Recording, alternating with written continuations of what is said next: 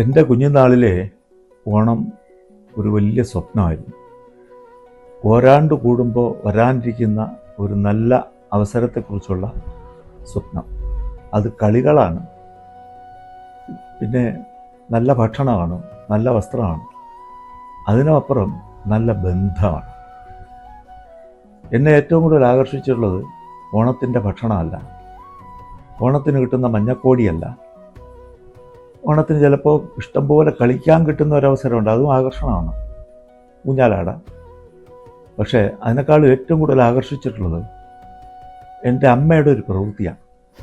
ഓണം വരുന്നതിന് തൊട്ടു മുമ്പ് ഞങ്ങളുടെ വീടൊന്നും ഒരുപാടുള്ള വീടല്ല, വളരെ കുറച്ച് മാത്രമുള്ള വീടാണ്. പക്ഷേ ഓണം വരുന്നതിന് തൊട്ടു മുമ്പ് അയലത്തെ ഒരു 4 വീടുകളിലെങ്കിലും ഓരോ വട്ടി നെല്ല് എൻ്റെ അമ്മ തന്നയക്കും.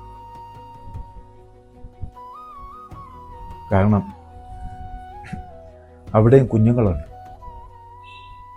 അവർ പട്ടിണി കിടക്കരുത്. അവർക്കും കൂടെ ഉള്ളതാണ് അന്നം, വെള്ളം, എല്ലാം. അപ്പം എനിക്ക് തോന്നിയത് ഈ കരുതലാണ് പ്രകൃതിയുടെ കരുതൽ.